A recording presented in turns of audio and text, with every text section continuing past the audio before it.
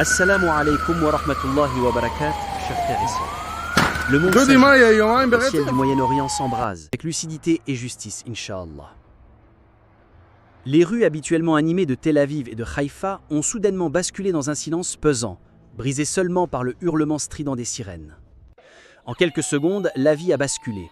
Les passants, les commerçants, les enfants dans les écoles, tout le monde a levé les yeux vers le ciel. L'ombre de l'incertitude s'est abattue sur les visages. Les abris anti-aériens, oubliés depuis des mois pour certains, se sont ouverts comme des tombes de béton, avalant des familles entières dans la hâte et la peur. Un éclair, puis un grondement sourd. Ce n'était pas un orage. C'était un missile, puis un autre, puis encore. Une salve complète, méthodique, froide, partie tout droit du territoire iranien. Pas un accident, pas une erreur de calcul. Un tir intentionnel visant des zones précises, pensé pour frapper les nerfs stratégiques d'Israël. Les premières images diffusées montrent des colonnes de fumée s'élevant de loin, des sirènes hurlantes, des soldats courants, des civils en état de choc. Dans les quartiers généraux de Tsahal, les écrans s'illuminent, les ordres fusent. L'armée de l'air est en alerte maximale. Mais ce que tout le monde comprend dans un silence tendu, c'est que cette attaque va bien au-delà de ses dégâts matériels. Elle est lourde de symboles. Car même si pour l'instant aucun chiffre officiel ne confirme de pertes humaines massives, l'essentiel est ailleurs, dans le geste, dans la signature. Cette offensive n'est pas un simple tir de représailles, elle est un langage. Celui que l'Iran a choisi pour répondre à des mois d'hostilité, de menaces voilées et d'opérations secrètes. Un message envoyé non seulement à Israël mais au monde entier. Le conflit a franchi un nouveau seuil et il n'est plus question de rester dans l'ombre. Dans les rues, les téléphones vibrent, les notifications pleuvent. Les gens ne parlent plus que de cela. Certains fuient les grandes villes, d'autres montent sur les toits pour observer les traînées blanches dans le ciel, comme pour chercher des réponses dans les cendres. L'atmosphère est électrique, suspendue, et chaque minute semble compter double. Pendant des années, ce fut un jeu silencieux, un ballet d'ombre, où les cibles n'étaient pas toujours visibles, où les auteurs n'étaient jamais officiellement désignés. L'Iran et Israël ont mené leur guerre dans les coulisses. Un laboratoire saboté ici, un ingénieur disparu là, un virus informatique sophistiqué infiltré dans une centrale nucléaire. Le monde regardait ailleurs pendant que les deux puissances ajustaient leurs coups dans une danse toxique faite de non-dits, de coups portés dans le noir et de représailles déguisées. Mais aujourd'hui, les projecteurs sont allumés. Les missiles ne cherchent plus à être discrets. Ils percent le ciel en pleine lumière, sans masque ni mystère. L'attaque iranienne, en visant directement des points stratégiques sur le sol israélien, marque une bascule historique. L'ombre est devenue lumière, le secret est devenu spectacle. Plus de place pour l'ambiguïté. Une autre, ces lignes s'effacent. Les règles du jeu sont en train de changer sous les yeux du monde, et avec elles, l'ordre stratégique du Proche-Orient. Les experts militaires, les chancelleries, les analystes géopolitiques, tous scrutent avec nervosité ce glissement. Parce que dans cette nouvelle dynamique, chaque geste est scruté, chaque silence est interprété, et personne ne peut prédire avec certitude si ce qui commence aujourd'hui finira par se contenir ou exploser.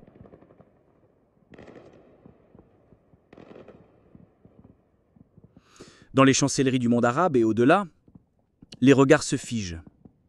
Ce tir des missiles depuis l'Iran ne résonne pas seulement comme un acte militaire, il agit comme un séisme, un de ces gestes qui modifient la trajectoire des nations, qui oblige les puissances à revoir et partout la peur d'un embrasement général. Ce que l'Iran vient de faire, c'est perturber un équilibre déjà précaire. Il s'adresse à ses adversaires bien sûr, mais aussi à ses alliés. Groupes armés, milices chiites, États en tension avec Israël. Ce tir est un signal. Il y a un cri sourd, profond, qui monte de l'intérieur des cœurs, celui de l'Oumma. Car ce conflit ne touche pas seulement des frontières politiques, il écorche la mémoire collective. Il évoque Al-Quds, Al-Majid al-Aqsa, cette terre sainte foulée par les pas des prophètes. Il ravive le souvenir des humiliations, des exils, des martyrs. Pour beaucoup, cette attaque est vue comme une réaction de dignité, une manière de dire que l'oppression a des limites, que les larmes des enfants de Gaza, les prières des fidèles à Jérusalem, les appels étouffés de ceux qu'on n'entend plus, finissent toujours par trouver un écho. Et cet écho résonne aujourd'hui dans les capitales, mais aussi dans les mosquées, sur les réseaux sociaux, dans les chaumières les plus humbles. Un moment suspendu où chacun sent qu'un chapitre est en train de s'écrire et que Romain désormais ne sera plus tout à fait comme avant. Quand les bombes explosent et que la poussière envahit l'horizon, il devient facile d'oublier que derrière chaque uniforme, chaque missile, chaque statistique, il y a une vie, un cœur, une mère, un enfant, un être humain. Et c'est précisément dans ces moments de tumulte que l'islam élève sa voix, non pas pour alimenter le vacarme, mais pour ramener au silence sacré de la conscience. Le prophète Mohammed, dans une parole d'une clarté désarmante, nous avertit « Un croyant reste dans la facilité de sa religion tant qu'il ne verse pas de sang illicite », hadith authentique, Bukhari. Cette parole ne se veut pas seulement un rappel, elle est un fondement, un socle. Car dans l'islam, la vie humaine n'est pas simplement une donnée géopolitique, elle est une amana, un dépôt sacré confié par Allah. L'humanité ne se mesure pas au drapeau, aux frontières ou à les alliances, mais à la dignité qu'on accorde à chaque âme. La colère peut gronder, l'émotion peut bouillir, et pourtant l'islam ne laisse jamais la passion dominer la raison. Il nous enseigne que l'injustice, si flagrante soit-elle, ne doit jamais nous pousser à devenir injustes à notre tour. Ô vous qui croyez, soyez stricts dans l'équité, témoins véridiques devant Allah, même si cela est contre vous-même. Sourate An-Nisa 4:135. Dans chaque conflit, il y a des zones de vérité, des zones d'ombre et des zones de manipulation. L'islam nous invite à la lucidité, à l'évaluation juste, à la retenue lorsque la colère pousse à l'excès et surtout à la constance dans la justice, même lorsque cela semble coûteux ou impopulaire. Le prophète n'a jamais été un chef de guerre ivre de pouvoir, il était un guide, un guérisseur des cœurs, un porteur de lumière. Même dans la victoire, il pardonnait. Même dans la douleur, il priait pour ses ennemis.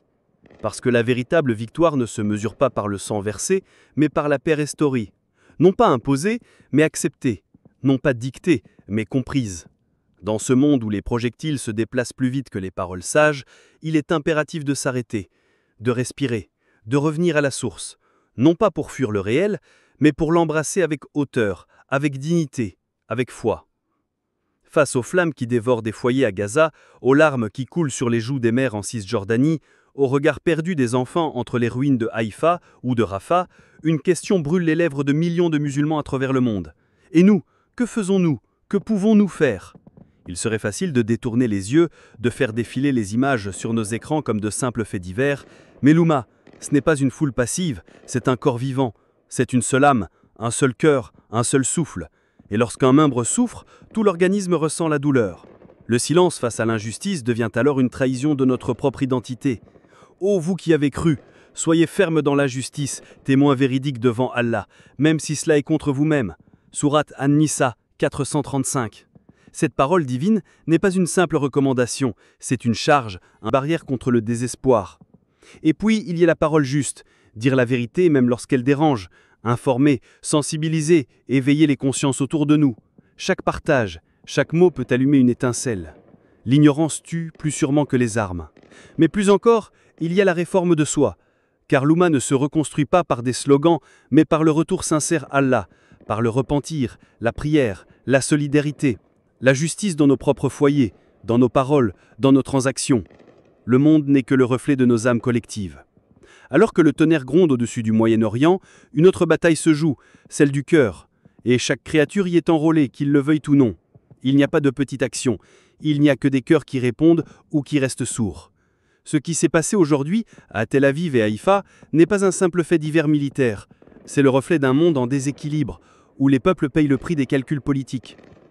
En tant que musulmans, nous avons le devoir de comprendre, de dénoncer l'injustice où elle soit, et de ne jamais perdre espoir en la miséricorde divine. Puisse Allah porter la paix dans les cœurs, la justice sur la terre et la force à ceux qui résistent dignement. Barakallahu fikoum pour votre écoute. Si ce message vous a touché, partagez-le, commentez avec respect et restez informés. Qu'Allah protège l'Oumma et guide nos pas.